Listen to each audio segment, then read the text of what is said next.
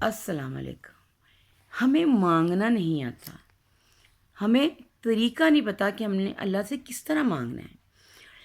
لوگ لمبی لمبی دعائیں پڑھتے ہیں، دعائیں مانگتے نہیں ہیں۔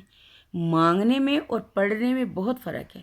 جب آپ کوئی وظیفہ کر رہے ہوتے ہیں نا، تو آپ کا پورا دھیان اس طرف ہوتا ہے کہ میں نے یہ 14 مرتبہ پڑھ لیا، میں نے 80 دفعہ پڑھ لیا۔ آپ کا دھیان اس طرف نہیں ہوتا کہ میں نے اللہ سے کس طرح مانگنا ہے۔ کبھی آپ نے کسی فقیر کو مانگتے دیکھا؟ اس کے لباس سے، اس کی حرکات سے، اس کے لہجے سے کیا ہو رہا ظاہر؟ یہ ظاہر ہوتا ہے کہ وہ مانگ رہا ہے، وہ ترلے کر رہا ہوتا ہے۔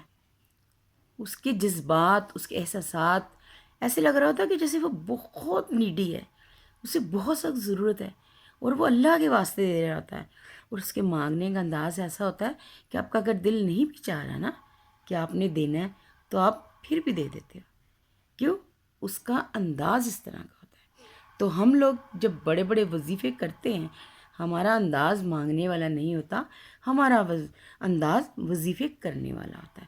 اس لیے سب سے پہلے تو اپنے انداز کو اللہ کے سامنے اس طرح پیش کریں، اس طرح گڑ گڑا کے کہ یا باری تعالیٰ میری یہ مشکل حل کرنی ہے۔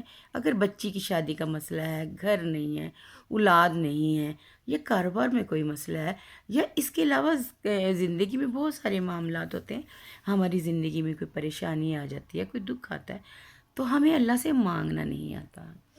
تو آپ نے سب سے پہلے مانگنا ہے۔ مانگ کے دیکھیے، بابرکت مہینہ ہے رمضان کا، تو اللہ تعالیٰ ضرور سنتا ہے۔